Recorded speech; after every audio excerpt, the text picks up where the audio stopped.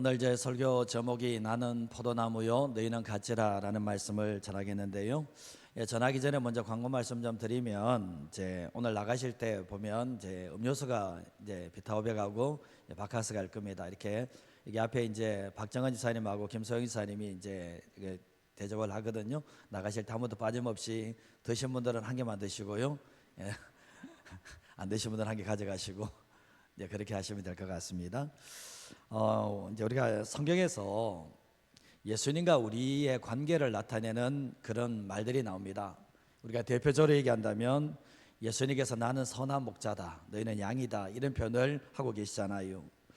예수님을 자신을 포기해 나는 선한 목자다 얘기하면서 양은 누군가 주님을 따르는 모든 성도들이 양이라고 말씀할 수 있겠죠. 근데 결국 우리는 다 양 같아서 그렇게 행하여 각기 제 길로 가는 사람들이었지만 주님께서 우리를 인도해 주시는 목자가 되셔서 우리의 삶을 인도해 주셨습니다. 근데 오늘 말씀에는 나는 포도나무요 너희는 가지다라고 분명히 말씀을 하고 계세요. 근데 아버지는 참 농부시라고 분명히 말씀을 하고 있는데, 양에게 있어서 목자가 전부인 것처럼 가지에게 있어서 포도나무는 전부라는 것을 알게 됩니다. 정말 양들이 목자를 의존할 수밖에 없는 것처럼, 또한 가지 또한 나무를 의존할 수밖에 없는 것처럼, 예수님과 우리의 관계는 우리가 예수님을 의존하지 않으면 살아갈 수 없는 것이 우리의 존재라는 것을 우리에게 말씀하고 있습니다. 스스로 존재할 수 없다라는 것을 분명히 말씀하고 있는 거죠. 제가 설교를 준비하면서 제 지난 과거를 떠올려 보게 되었는데, 참 낯이 뜨거울 때가 참 많았습니다. 사실 낯이 참 뜨거워서 예수님을 믿는다고 하면서 불구하고 여전히 세상의 때를 벗겨내지 못하고, 문의는 그리스도인이지만 실제는 아무런 열매를 맺어나가지 못하는 삶을 살았던 적이 분명히 있었습니다. 주님의 기쁨이 되는 것이 아니라 주님의 안타까움의 대상이었습니다. 주님이 나를 보신다면 기뻐하는 게 아니라 정말 너 안타깝다, 정말 가슴이 찢어진다 할 정도로 안타까움의 대상이 제 과거의 모습 속에 있었습니다. 교회는 다니는 존재였지만 교회 다니는 것 외에는 성도 역할을 하지 못했습니다. 주일날 성경책 지고 교회는 다니지만 믿지 않는 친구들과 별 다를 바 없는 삶을 살게 되었거든요. 근데 결국 뭡니까? 하나님께서 불쌍히 여겨주셔서 포기하지 않음으로 말미암아 제가 이 자리까지 왔다는 것을 부인할 수는 없습니다. 우리가 신앙은 훈련으로 됩니다. 신앙은 훈련을 받으셔야 되는데, 우리가 성경 말씀 제가 얘기했지만 디모데후서 3장에서는 디모데후서 말씀에는 세 가지 훈련에 대해서 이야기를 하고 있는데, 첫 번째가 병사 훈련, 두 번째가 경주자 훈련, 세 번째가 농부 훈련, 이 세 가지를 얘기하고 있다고 했죠. 병사라는 것은 뭡니까? 자기의 삶에, 군대 간 사람이 자기의 삶에 얽매이는 사람이 없죠. 모집한 자를 기쁘게 한다. 우리는 예수 믿는 사람은 훈련을 하셔야 될 때 하나님을 기쁘시게 하는 그 훈련을 하셔야 됩니다. 모든 삶을 선택을 할 때 이게 나를 기쁘게 하는 훈련인가 아니면 하나님을 기쁘시게 하는가, 그 선택 속에서 훈련을 하셔야 됩니다. 그리고 경주자 훈련에 대해서 말씀을 했지만, 경주자는 운동선수들은 어떻게 됩니까? 일정 기간 동안에 자기 자신을 훈련을 하게 돼요. 이 선수하고 비선수는 차이가 너무나 많이 나거든요. 근데 이 경기를 치르는 사람들은 어느 일정 기간 동안의 훈련을 통해서 자기 자신을 만들어내고 최선을 다해서 준비하고 훈련을 통해서 경기에 나가서 우승하게 되고 이 메달을 따는 이런 모습을 보게 되죠. 제가 그런 말씀을 드렸죠. 이런 기간들이 어쩌면 특별한 날에 함께 모이는 자리가 이 경주자의 훈련이라고 얘기한 거죠. 일정 기간 동안의 시간을 정해놓고 하나님께 기도하며 나갈 때 이 단기간을 통해서 우리의 신앙을 끌어올려 주시는 역사가 있거든요. 그리고 한 가지 말씀을 드린 것이 농부훈련인데, 농부는 어떻습니까? 일상에서 예수님의 신실한 제자로 살아가는 거예요. 평생 동안 평범한 삶 속에서 드러나는 신앙이 바로 농부훈련이라고 말할 수가 있는데, 이런 훈련이 되어지지 않으면 하나님의 사람으로 서나가기는 쉽지 않다는 겁니다. 우리가 보면 공부 잘하는 학생들의 특징을 보면 핵심을 잘 간파해요. 공부를 못하는 학생들의 특징은 뭡니까? 핵심을 보는 게 아니라 자공뚱한 걸 봐요. 그러니까 보면 공부 잘하는 애들은 선생님이 뭐가 핵심이다, 뭐가 중요하다, 이것만 봐도 성적을 잘 거둘 수 있는데, 다 공부 못하셨어요? 공부 못하는 사람들은 뭐냐 보면 이게 핵심이 뭔지를 모르고 계속 엉뚱한 것을 짓고 있는 이런 모습을 보게 됩니다. 신앙생활할 때도 마찬가지 않습니까? 신앙생활은 핵심을 간파할 수 있는 지혜와 능력이 필요한데, 신앙생활 잘하는 사람이 뭐냐 보면 주님께서 원하시는 핵심이 뭔지를 정확하게 알므로 통해서 빠른 속도로 성장해 나가고 성숙해 가는 삶을 살게 됩니다. 그런 의미에서 요한복음 13장에서 17장 내용은 너무나 중요한 게 뭐냐 보면, 예수님께서 세상을 떠나서 아버지께로 돌아갈 때가 되신 줄 아시고, 어쩌면 예수님이 마지막 순간에 예수님께서 제자들에게 이 다락방 강화 가장 중요한 내용을 담고 있기 때문에, 여러분이 어쩌면 신앙생활 할 때 내가 신앙 성숙하기를 원한다면 요한복음 13장부터 17장 내용을 천천히 묵상해 보게 되면 주님께서 무엇을 가장 핵심적으로 여기는지를 정확히 알 수가 있게 된다는 거죠. 자, 오늘 말씀 첫 번째로 하시는 게 뭔가 읽어보겠습니다. 신앙생활은 우리의 열심을 뛰어넘는 성령님의 함께 하심이 필요합니다. 신앙생활은 우리의 열심만으로 되는가? 안 됩니다. 우리의 수고만으로 되는가? 수고만으로 안 됩니다. 그래서 성령님은 우리의 신앙생활은 우리의 열심을 뛰어넘는 성령님의 함께 하심이 필요하다는 것을 알게 되는데, 예수님이 빠진 신앙생활이 존재하지 않듯이 성령님이 빠진 신앙생활도 존재하지 않습니다. 일반 성도님들은 하나님 아버지와 예수님에 대해서는 잘 알아요. 워낙 하나님 아버지 예수님에 대해서 워낙 많이 들어서 알죠. 그에 비해서 성령님에 대해서는 가장 오해가 많기도 하고 성령님에 대해서 무지한 성도들이 적지 않다라는 거죠. 기도를 할 때도 삶을 살아갈 때도 성령님에 대해서 한 번도 의지해 보지 않는다면, 성령님을 찾지도 않는다면 그분은 성령님을 안다라고 말할 수가 없고, 성령님을 모르기 때문에 그 삶은 열심은 내지만 메마른 삶을 살아갈 수밖에 없다라는 거죠. 제가 지난번에 이제 잃어버린 보물 성령님에 대해서 얘기했을 때, 성령님에 대해서 무지하거나 무관심하거나 무경험하는 것은 죄입니다. 성령님에 대해서 무지하거나 무관심하거나 무경험한 것은 죄보다 더 심하다는 거예요. 예수 믿는 사람들이 성령님에 대해서 그만큼 중요하게 여기셔야 된다는 것을 말씀을 드렸는데, 이 사도 바울이 에베소 교회에 갔는데 정말 성령님에 대해서 듣지도 못했던 거예요. 신앙생활 한다고 하는 사람이 성령님에 대해서 알지도 못하고 이렇게 하는 모습을 보게 됐는데, 오늘날도 여전히 그런 분들이 계십니다. 우리 안에 계시고 우리와 함께 계시는 성령님을 대해서 모르고 그냥 자기 열심으로만 신앙생활하는 사람들인데, 어느 순간에 탈전하게 되고 어느 순간에 메마른 삶을 살아갈 수밖에 없는 거죠. 창세기 1장 1절에서 2절 말씀을 보시면, 태초에 하나님이 천지를 창조하시니라. 2절 같이 한번 읽어볼까요? 땅이 혼돈하고 공허하며 흑암이 깊음 위에 있고 하나님의 영은 수면 위에 운행하시니라. 여기 말씀에 태초를 창조를 창조하실 때 땅이 혼돈했다. 땅이 혼돈하다는 것은 질서가 없다, 무질서하다는 거고요. 그리고 공허하다는 것은 텅 비었고 형태가 없다는 뜻을 가지고 있는데, 결국 뭡니까? 텅 비어버리는 그런 모습을 보여주고 있고, 그리고 흑암이 깊다라는 게 뭐냐 보면, 흑암이 깊음에 있다는 것이 뭐죠? 완전한 빛 하나 없는 어둠 속에 있는 모습을 보게 되는데, 여기에 마치 성령님께서 독수리가 자기 새끼를 감싸고 있듯이 성령께서 하나님의 영이 수면 위에 운행하시는 이런 장면을 보게 됩니다. 그때 하나님의 말씀이 선포되어지게 됩니다. 빛이 있으라고 했을 때, 딱 그 말씀이 있을 때 이 어둠 속에서 빛이 임하게 되는데, 그건 뭡니까? 빛이 있으라는 그 하나님의 말씀을 성령님이 받으셔서 실제적으로 빛이 일어나게 하시는 하나님의 역사가 있게 되었던 거예요. 우리의 삶 가운데서도 혼돈하고 공허하고 무질서하고 그 안에 텅 비어 있고 정말 빛이 아니라 흑암 가운데 삶을 살아가는 사람들에게 뭐가 필요한가 보면 성령님이 필요하고 하나님의 말씀이 필요하다는 것을 우리에게 말씀하고 있죠. 근데 누가복음 4장 18절과 19절 말씀에도 보면, 주의 성령이 내게 임하셨으니 가난한 자에게 복음을 전하게 하시고 내게 성령의 기름을 부으시고 나를 보내사 포로된 자에게 자유를, 눈먼 자에게 다시 보게 함을 전파하며 눌린 자를 자유롭게 하고 주의 은혜의 해를 전파하게 하려 하심이라 라고 말씀하는데, 이거 예수님의 사역이에요. 이사야 말씀을 통해서 하셨던 말씀이, 예수님의 사역은 주의 성령이 내게 임하셨으니, 주의 성령이 내게 기름 부으셔서 모든 사역을 감당하셨다라고 말씀하고 있는 거예요.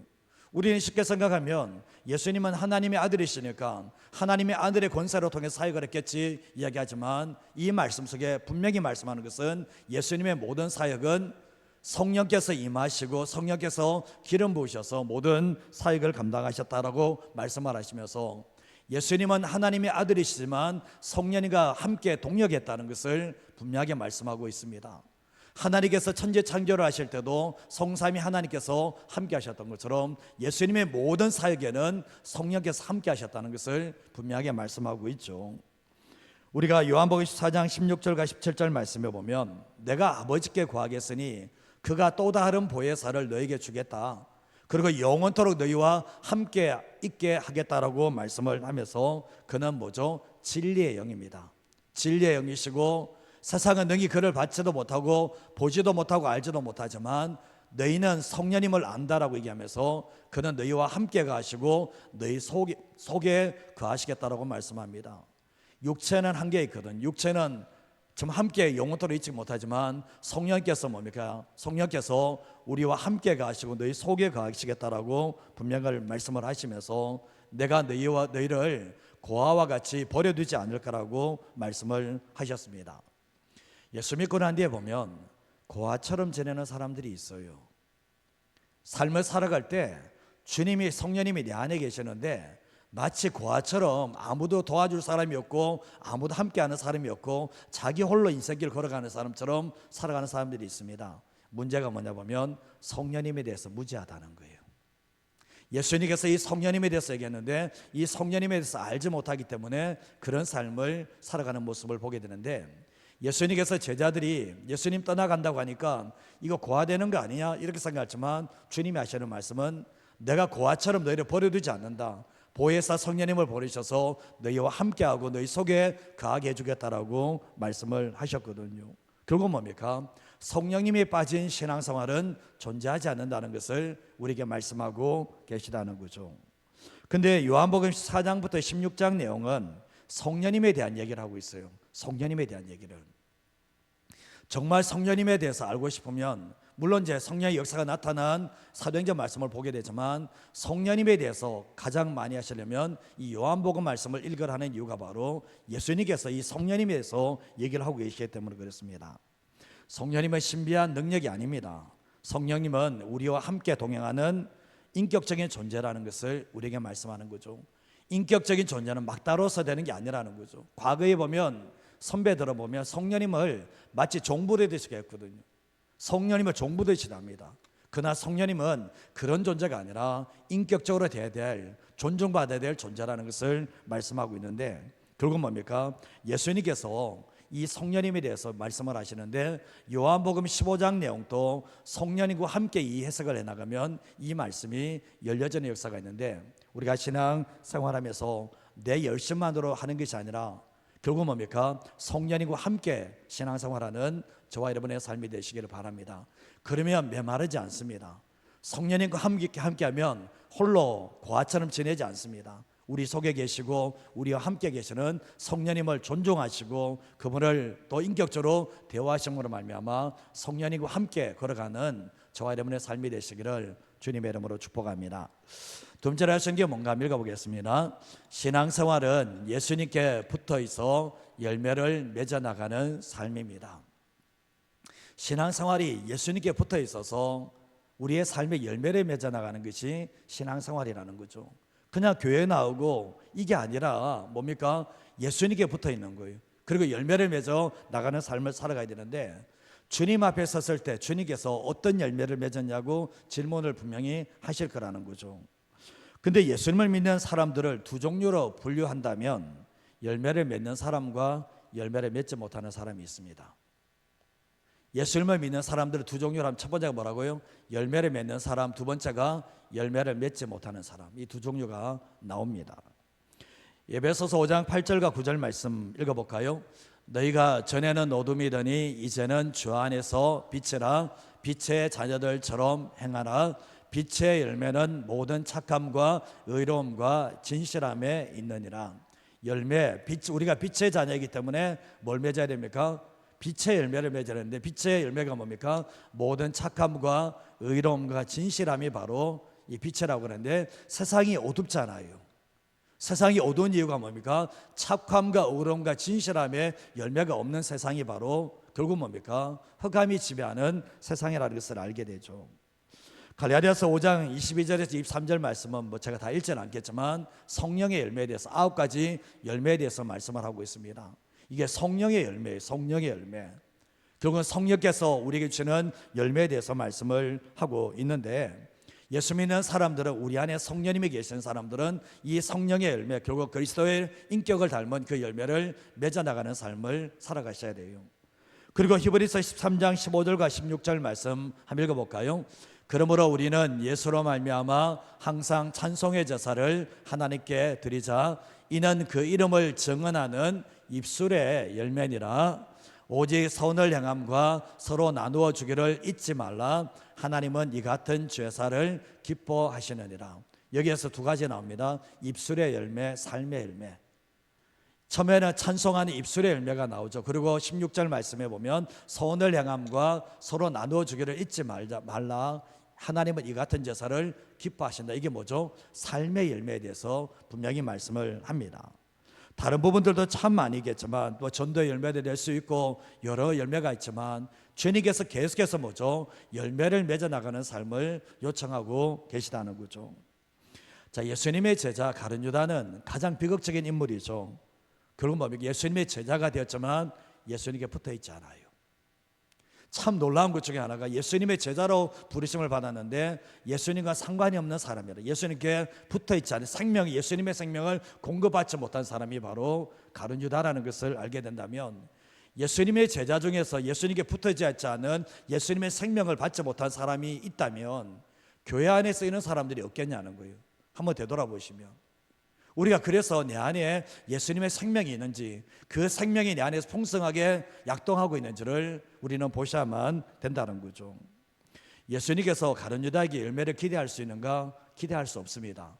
왜 그랬습니까? 가지가 포도나무에 붙어 있어야지 열매를 맺는데 떨어져 있으니까 열매를 맺을 수도 없고 결국 나중에 배신을 하는 일들이 이렇게 되었죠. 그러나 다른 제자들은 어떻습니까? 포도나무이신 예수님께 가지인 제자들이 붙어 있습니다.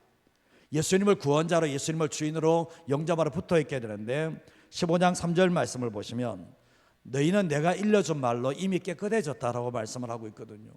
지난번에 요한복음 13장 말씀에 보면 예수님께서 세족식을 할 때 베드로가 했던 말이죠. 왜 주님께서 우리를 씻으시는 겁니까? 했을 때 예수님께서 하셨던 말씀이 내가 너를 씻어주지 않으면 나와 아무런 상관이 없다고 했을 때 베드로가 했던 말이 뭐죠?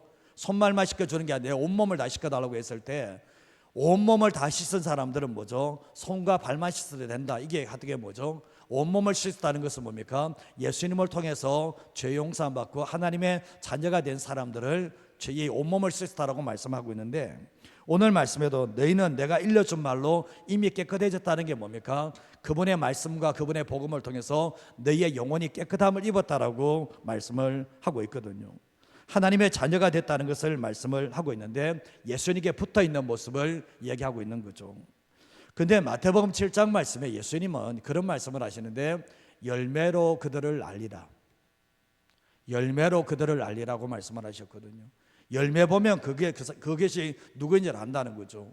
좋은 나무는 좋은 열매를 맺지만 나쁜 나무는 나쁜 열매를 맺는다 말씀을 하시면서 정말 열매로 통해서 그들을 알 수 있다라고 분명히 말씀을 하셨던 거예요. 근데 요한복음 15장 16절 말씀 같이 한번 읽어보겠습니다. 너희가 나를 택한 것이 아니요 내가 너희를 택하여 세웠나니 이는 너희로 가서 열매를 맺게 하고 또 너희 열매가 항상 있게 하여 내 이름으로 아버지께 무엇을 구하든지 다 받게 하려 함이라. 너희가 나를 택한 것이 아니라 내가 너희를 택했고 내가 너희를 세웠는데 뭘 때문에 세우셨습니까? 너희로 가서 열매를 맺게 하고 열매가 항상 있게 하여서 항상 있게 하기 위해서 내가 너희를 선택했다라고 말씀을 하는 거죠. 근데 요한복음 15장 8절 말씀에도 이런 말씀하고 있는데 읽어볼까요? 너희가 열매를 많이 맺으면 내 아버지께서 영광을 받으실 것이요 너희는 내 제자가 되리라. 열매를 적게 있는 게 아니라 많이 맺으면 내 아버지께서 영광을 얻으신 거다. 그래서 너희는 내 제자가 될 거라고 주님이 말씀을 하고 계시는데, 결국은 열매 맺지 못하면 내 제자가 될 수 없다는 것을 말씀하고 계시는 거죠. 근데 요한복음 15장 1절과 2절 말씀해 보시면 나는 참 포도나무요 내 아버지는 농부라. 물은 내게 붙어있어 열매를 맺지 아니하는 가지는 어떻게 합니까? 아버지께서 그것을 제거해 버리시고 물의 열매를 맺는 가지는 더 열매를 맺게 하려요. 그것을 어떻게 한다고요? 깨끗하게 하신다라고 말씀을 합니다. 좀 전에 이제 허미선 유사님하고 같이 나와 찬양할 때 참 무서운 찬양이에요. 열매 맺지 못하는 가정은 찍어. 뭐 이러니까 나도 찍혀야 되는 건가? 나도 찍혀도 마땅하지. 뭐 이런 생각 가지잖아요. 근데 여기서 나는 포도나무라고 했을 때 참 포도나무라고 했잖아요. 1절 말씀은 참 포도나무라고 할 때 여기에서 참이라는 것은 거짓과 참 이게 아니에요. 불완전과 완전의 개념을 가진 참인데 주님은 나는 완전한 참 포도나무라는 뜻을 가지고 있고 내 아버지는 농부라는 뜻을 가지고 있는데 근데 물은 내게 붙어있어 열매를 맺지 않는 참 재밌게 표현하시는 게 뭐냐 보면 물은 내게 붙어있어 열매를 맺지 않는 가지. 포도나무 대신에 주님께 붙어있는데 어떻게 됩니까? 열매를 맺지 않는 가지가 있다는 것을 말씀하고 있죠. 예를 들면 예수님을 믿는데 열매는 없어. 예수님을 믿었다고 하지만 주님께 생명을 얻었다고 하지만 열매를 전혀 맺지 못하는 가지는 아버지께서 그것을 제거해 버리신다라고 말씀을 합니다. 사랑의 하나님께서 사랑의 예수님께서 참 매정하게 대답하시네. 어떻게 열매 맺지 못하고 붙어 있는데 열매 맺지 못한다고 그냥 잘라버릴 수 있는가 이렇게 생각할 수가 있습니다. 근데 그건 뭡니까? 그리고 뒤에는 열매를 맺는 가정은 더 열매를 맺게 하기 위해서 그것을 깨끗하게 더 만들어주는 더 풍성하게 맞도록 깨끗하게 해준다라고 말씀을 하는데 여기에서 제거한다는 뜻은 제거한다는 것은 들어 올린다는 뜻을 가지고 있어요. 들어 올린다.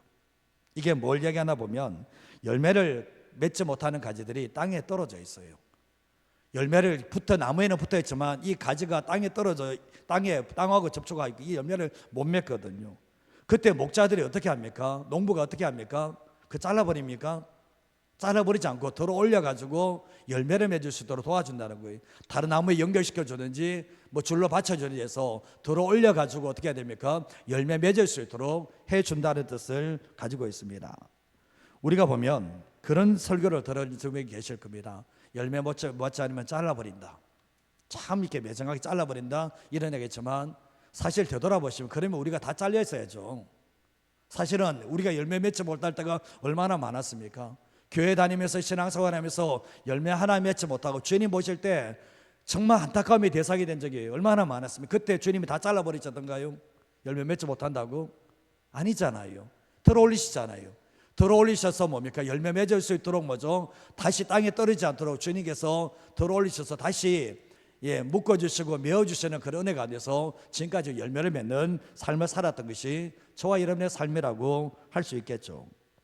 지금 제자들의 모습을 한번 보면 지금 제자들의 모습이 열매가 있습니까? 지금 열매가 있어요? 지금 마음에 근심하고 있고 서로 어떤 되려고 하고 있고 시기 질투하고 있고 예수님 십자가 죽을 때 다 도망갔는데 열매가 있습니까? 그럼 어떻게 해야 됩니까? 이 말씀대로 한다면 잘라버려야죠. 제거해버려야죠. 주님이 그렇게 하십니까? 그렇게 하지 않습니다. 주님 버리지 않아요. 주님은 오래 참고 또 참으시는데 주님은 제거해버린다는 것이 들어올린다는 게 뭐냐 보면 열매 맺을 수 있도록 땅에 떨어진 가지를 다시 끌어올리셔서 뭐죠? 열매 맺게 해주려고 하는 것이 그건 뭡니까? 농부의 마음이고 제자들도 마찬가지. 지금 보면 정말 열매 하나 없는 어쩌면 이제 딴 생각하고 있고 세상적인 가치관을 가득 차 있고 주님을 위해 살아가는 게 아니라 주님 때문에 무엇을 얻을 수 있을까 이런 생각으로 살아가는 제자들에게 그리고 뭡니까? 포기하지 않고 하나님께서 함께 하심으로 말미암아 그들이 나중에 열매를 맺는 제자들이 했다는 것을 우리에게 말씀하고 계시는 거예요. 우리의 삶을 살아갈 때 보면 처음 예수 믿었을 때 열매 맺는 사람이 누가 있습니까? 사실은 없잖아요. 주님께서 우리를 포기하지 않으셔서 여기까지 온 것이지 저도 마찬가지지 않습니까? 여러분의 삶 가운데서도 주님 열매 한번 보자 얘기하면 주님 열매가 없습니다. 많습니다. 열매 없습니다. 이렇게 할 사람 많습니다. 제자들도 똑같은 모습이거든요. 그러나 주님은 참 감사하게도 열매 맺지 못하지만 정말 예수님께서 하나만 더 참아달라고, 조금만 더 참아달라고, 정말 열매를 맺게 하겠다고 주님이 이야기하시죠. 그래서 하나님 아버지께서, 농부 되신 주님께서 포도나무 예수님께 붙어있는 그 가지가 땅에 떨어져서 열매를 맺지 못한다 할지라도 다시 들어올려서 열매 맺게 하시는 하나님의 은혜가 있었기 때문에 우리가 이 자리까지 왔다는 것을 부인할 수 없다라는 거죠. 그래서 우리는 삶을 살아갈 때 내가 정말 지금 열매를 맺는다고 해서 자랑할 이유가 없는 것이, 내가 열매를 맺지 못하는 상황 가운데서 하나님이 포기하지 않으시고 하나님의 열심으로 나를 여기까지 이르게 하셔서 열매 맺게 하셨다는 것을 잊어버리지 마시고 하나님께 감사하고 찬양하는 저와 여러분의 삶이 되시기를 주님의 이름으로 축복합니다. 여러분 삶을 살아갈 때 열매 없으면 제가 한다 그러니까 자꾸 이런 쪽으로 해석을 하면 위험해집니다. 그러나 이 말씀 속에서는 하나님 어떻게든지 열매 맺기 위해서 들어올리시는 그런 은혜가 있다는 것을 기억하시면서 살아가시기를 주님의 이름으로 축복합니다.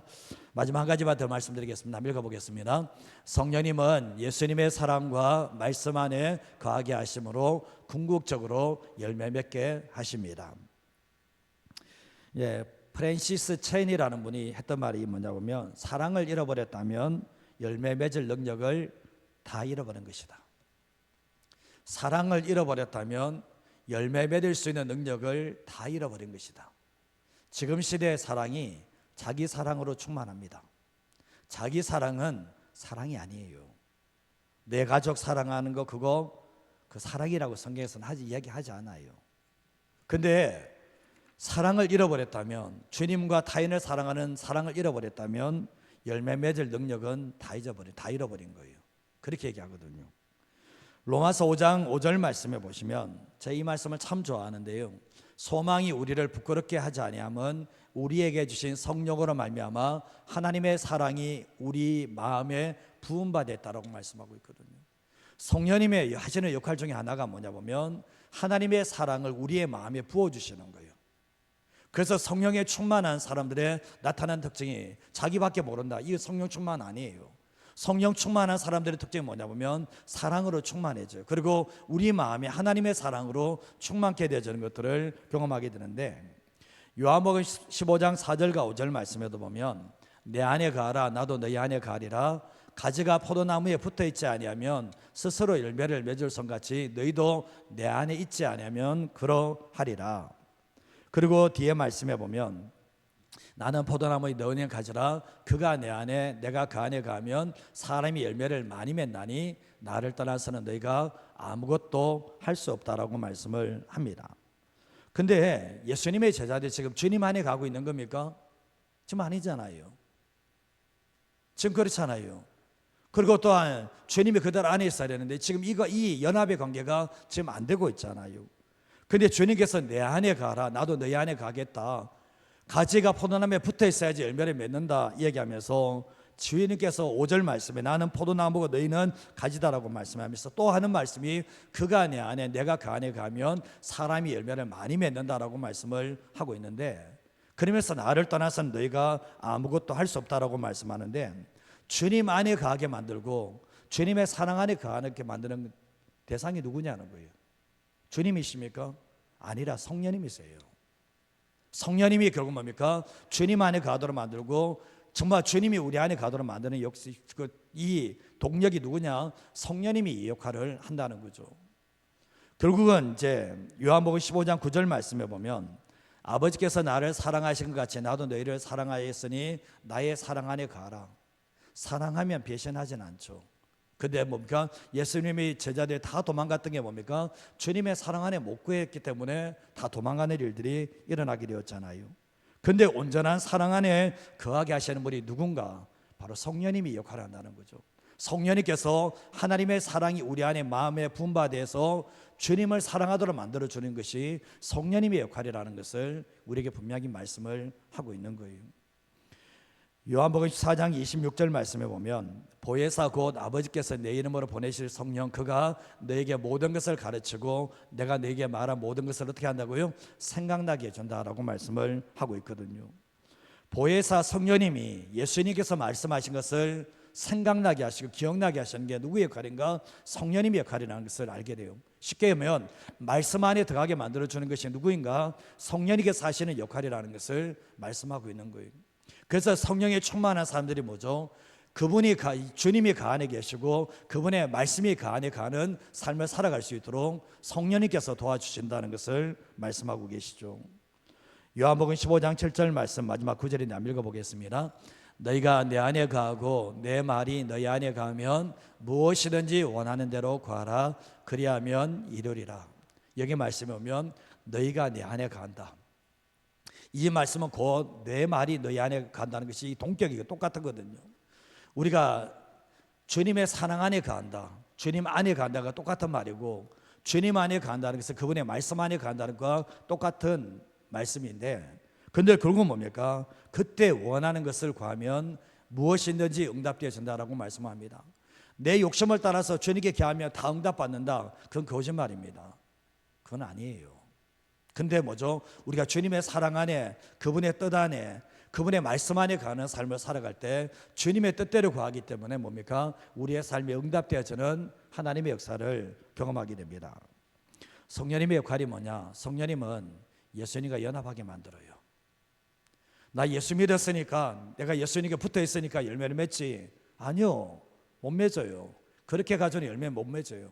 제자들이 오순절 마가다락방에서 뭘 경험합니까? 성령님을 경험하게 되잖아요. 바람같이 물같이 찾아오는 성령님을 경험하고 난 뒤에 그들 안에 뭐가 들어옵니까? 예수님의 뜨거운 사랑이 그들 안에 들어와버렸죠. 이전에는 시기하고 질투하고 자기밖에 모르는 사람들이 뭡니까? 제자들이 연합되어지는 역사들도 있었고, 그리고 믿지 않은 불신자들도 사랑하는 마음들도 다 누가 가져다 준 겁니까? 성령님이 가져다 준 거예요. 하나님 아버지의 사랑이 그들 안에 부어질 수 있도록 성령께서 정말 이렇게 이식시켜 주시는 하나님의 놀라운 역사가 일어나게 됐거든요. 그리고 또한 베드로가 정말 오순절 마가다락방에 성령 경험하고 사도행전 2장 말씀에 말씀 전하는 거 한번 보세요. 정말 자기를 예수님을 죽인 사람을 핍박했던 그 사람들이 그 모인 자리에서 하나님의 말씀을 전하고 요엘서의 말씀, 시편의 말씀을 다 인용해 나가는 모습을 보게 됩니다. 그게 사도 베드로에게 어떻게 있었습니까? 성령님을 통해서 예수님의 사랑과 하나님의 말씀에 있는 실제로 들어오는 하나님의 놀라운 역사가 있게 되었던 거죠. 신앙생활의 핵심은 성령님을 통해서 됩니다. 오늘 요한복음 15장 내용은 14장에서 성령님에 대해서, 16장에서 성령님에 대해서 얘기하면서 15장에서 예수님과 우리의 관계를 얘기하고 있거든요. 예수님과 우리의 관계, 예수 믿고 난 뒤에 그분과 친밀한 사귐을 가지게 만드는 것은 성령님이 아니고서는 안 된다는 것을 우리에게 분명하게 말씀을 합니다. 예수님께서 누가복음 말씀에 구하고 찾고 두드리면 성령님을 주시겠다라고 말씀하셨거든요. 성령님은 인격이시기 때문에 사모하지 않는 사람에게는 충만하게 임하지 않습니다. 성령님이 필요 없다고 얘기는 구하지도 않은 사람들은 성령의 충만함을, 죄송한 표현이지만, 받지 못합니다. 그리고 그분의 삶 속에는 열매도 없습니다. 내가 열매를 맺는 것이 아니라 내가 포도나무가 가지에 붙어 있으면 열매를 맺겠는데 그 친밀하게 붙게 만드는 것은 성령님의 역할이라는 것을 우리에게 분명히 말씀을 하고 계시거든요. 예수 믿고 난 뒤에 보면, 예수 믿고 난 뒤에 기쁨이 없어, 예수 믿고 난 뒤에 생명력이 없어, 예수 믿고 난 뒤에 열매가 없어, 그거는 보면 예수님을 안 믿었다 이렇게 말할 수도 있겠지만, 그게 아니라 예수님을 믿었음에도 불구하고 열매가 없다는 것은 내 안에, 그리고 내 열심을 하고 있다는 거예요. 내 수고로만 하고 있다는 거죠. 성령님과 함께 하지 않기 때문에 내 안에 풍성한 생명도 없고, 성령님과 함께 하지 않기 때문에 내 삶에 그분이 맺혀주는 열매도 없다는 것을 우리에게 말씀하고 있는 거예요. 예수님께서 내가 떠나가는 것이 너에게 유익이다, 내가 떠나가야지 보혜사 성령님을 너에게 온다라고 말씀을 하셨다면, 우리의 삶을 살아갈 때 예수 믿는 사람이 오늘 이 말씀이 실상되기 위해서, 나는 포도나무 너희는 가지다, 그가 내 안에 내가 그 안에 있으면 사람이 열매를 많이 맺는다 이 얘기했을 때는 결국은 성령님을 통해서 예수님과 연합을 이뤄낸 사람들이, 친밀한 연합을 이뤄낸 사람들이 열매를 맺을 수 있다는 것을 분명히 말씀하고 있습니다. 여러분 삶을 살아갈 때 꼭 이 말씀을 기억하시면서, 정말 우리 순복음책에만 그 이야기하는 게 아니고요, 원래 신앙 자체가 성령님이 아니고는 안 된다는 거죠. 오늘도 기도하실 때도 그렇습니다. 이 성령님과의 친밀함을 통해서 예수님과의 온전한 연합이 이루어질 수 있도록 위해서 기도하시고요. 혹여나 내가 열매가 없다, 내 삶에 열매가 없다면 주님께서 제거해 버리신다는 것이 들어 올리신다라고 했잖아요.